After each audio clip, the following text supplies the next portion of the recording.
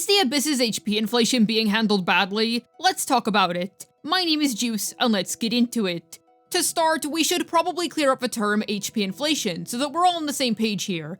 Essentially, HP inflation is a term used to describe the increase of the total HP pool of each new endgame reset. This applies to every gacha game. Genshin, Honkai Star Rail, ZZZ, Wuthering Waves, you get the idea. By definition, every single gacha game features HP inflation. It's a very dramatic sounding term that makes it sound way worse than it is, because what it really means is just the HP pools increasing by any amount.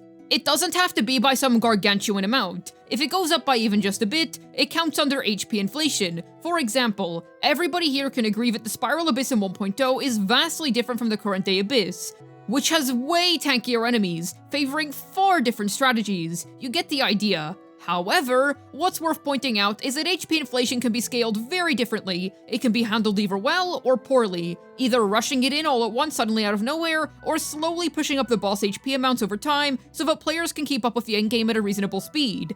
So let's talk about Genshin's HP inflation.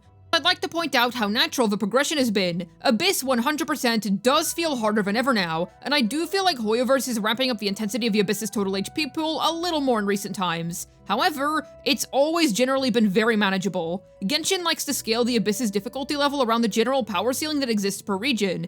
If nothing in what I said just now made sense to you, all you need to know is that new region equals new general standard for Abyss difficulty for that year. So in Notlon's case, you can clearly see that it's higher than what was going on during the 4.x era, which checks out because every Notlon DPS that has come out thus far has been good at worst and S tier at best. For example, both Mualani and Moika are two of the craziest DPS units in the game right now, and the releases of other new characters has retroactively powered up other units. For example, Shilunen bringing Navia into S tier and acting as another Novelette buff, forming the ultimate Celestia Killer Novelette team. So because the standard of characters has yet again risen, Hoyoverse needs to compensate for that by scaling up how much HP the bosses in the Spiral Abyss have. Otherwise, the endgame would be way too much of a pushover. And while I know that there's plenty of folks who already think that the Abyss is too easy, well, it would be even easier if they didn't scale up the HP counts at all. Also, Genshin likes to buff the more popular older characters, so it's not a case where you absolutely cannot clear using units that are literally up to 4 to 5 years old. Don't get me wrong, there are 100% some characters who seriously struggle in the current Abyss climate, as they haven't received new supports which will help them keep up with the Abyss's raising ceiling. Some great examples will be the likes of Yuemiya or Kamisato Art, 0 damage. However, they do try to keep a good pool of old characters still relevant. Xiao even now is excellent these days, even receiving another support back in 4.4 with Xian Yun. Hu Tao is greatly outclassed by every other Pyro DPS, but she's still highly competent performance-wise and would still land herself at about A tier on the DPS rankings list. Even Ganyu recently got Moika as a major buff to your performance and gameplay feel. So, it appears that the game's HP inflation is pretty fair, right? Let's keep going, because there's still a whole lot left to unpack here, because the situation isn't all fine and dandy, even if it may seem so on the surface. I will say that Genshin's HP inflation is so much more manageable than Honkai Star Rail's. I'm not gonna drag Wuthering Waves or ZZZ into this, since both of those games are still quite young. We'll have to wait and see how they get handled going into the future. Yet as for Honkai Star Rail, ever since the big sleep, it's become really easy to sleep on doing MOC, because what in the world is that nonsense? It's such a sudden power spike out of nowhere. Endgame modes are becoming increasingly far too hard to deal with in Honkai Star Rail. This is a problem that everyone and their mother has been aware of. Not new news for sure. Honkai Star Rail genuinely deserves the HP inflation term, because holy guacamole, they ramped things up from 0 to 100 real fast. So Genshin's HP pools seem a whole lot more manageable in comparison. The inflation over time isn't really inflation at all, as it's been more of a gradual increase. However, this does not mean that the Abyss is off of the hook. It's not that Genshin's HP inflation is the problem.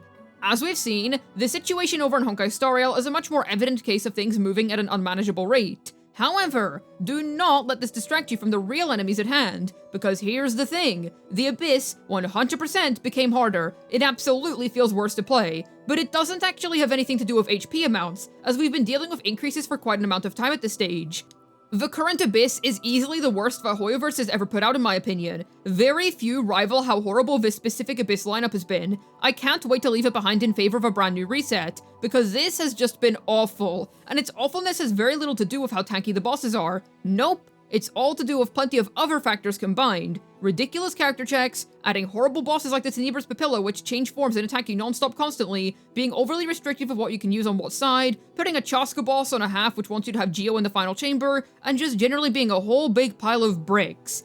Constipated beasts are just the cherry on top too, aren't they? You get the idea. The Abyss's issues have much less to do with the total HP pools, but are more so linked to the rancid enemy lineups that they've thrown into the mix. It's pure nonsense. Then, next up, the other true culprit at hand. The insane shilling for not-long characters. Yes, I understand that the entire point of endgame and gacha games is to try selling the new characters on banners. That's how it's always been. There's nothing new at play here. With that being said, I do feel like the not-long shill is a little insane, dude. It's more so baked into the character kits themselves. Fighting spirit, anyone?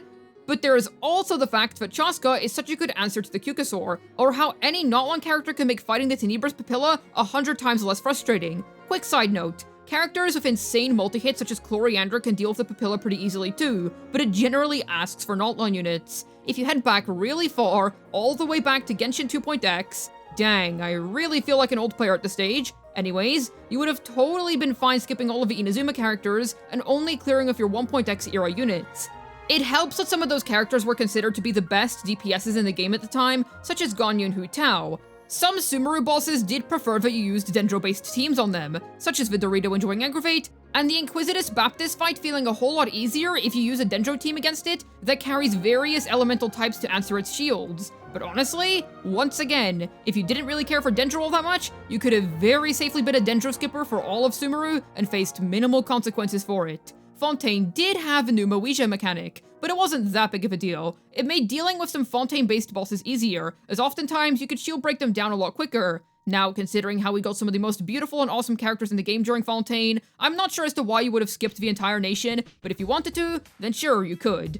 It feels like Notlon actively punishes you far more for not engaging and pulling for Notlon characters. It doesn't help how closely linked to another unit most of them are. Kinich with Emily, Chaska with our beloved Lady Farina, Moika with Shilonen or Zitlali, you get the idea. Mualani doesn't face this issue as badly in my opinion, which is nice. So HP inflation is not the true enemy here. It's arguably a necessary evil to keep the game's endgame on the same level with the current power level of the entire roster, including both brand new and old characters alike. However, that is not to say that the current Genshin meta is without its current issues. One word perfectly sums up the issues regarding the current string of character releases, along with the current state of the Spiral Abyss. Restrictive. Though this does beg the question, is it ever going to become a problem? You see, I'm somewhat worried. Moika is the most broken DPS in the game, that much is for sure. However, eventually, Hoyo's gonna want to raise the power ceiling again, and when they do that, is it going to become drastically higher than Moika's current output, or only a little? And say that it is the former.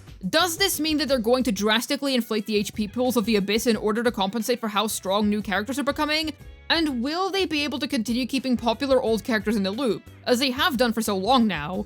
Well, I would like to say this. Settle down! As in, this dude released back in 4.1, and he's still one of the best DPSs in all of Genshin Impact. It took the freaking Pyro Archon to come out for there to be a main DPS that is arguably better than the Hydro Dragon, and with that being said, there's still a debate to be had regarding their power levels, because a buffed up Lady Farina's damage in a Novalet team is gonna do some neat heavy lifting in terms of overall team damage.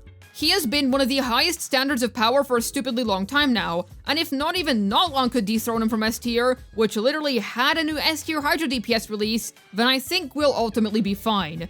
Novalet remained ridiculously broken going into Notlon, so I don't see how Moika won't remain ridiculously broken going into the Not Cry. I think that having these quote-unquote reliable DPSs, if you will, really helps with making things like HP inflation and gradual power creep feel far more manageable. I'm going to choose to inhale a whole lot of copium, and wish that the Abyss does not become infected with insane HP inflation. Does the game mode have its issues at the moment? 100%. But I'd say that they're less so related to HP inflation, which is being handled commendably at the moment. Not Cry needs to totally revamp the meta in my opinion. We should return to the older structure that we had, which would often enrich combat a whole lot more. Sure, HP sponge bosses which don't do anything but sit there aren't exactly riveting, but overly restrictive nonsense isn't ideal either. I do acknowledge that the Abyss's HP pools are in fact increasing, but that's pretty much always been the case. As long as it's realistically manageable with the resources that the game gives us, is my personal motto with all of this. But what do you think? Is the Abyss's HP inflation a whole lot worse than I'm making it out to be, or do you agree that its main issues lie elsewhere? Let me know down below in the comments, I'd love to hear your thoughts. As always, I have a ZZZ2nd channel. Head on over and subscribe if you're interested in some fun, silly ZZZ content. Hopefully this video was able to ask you the question of whether Genshin's experiencing HP inflation issues or not. This has been Juice, signing out, and as long as I don't make a Tenebra's Papilla the sequel, I think I'll be fine.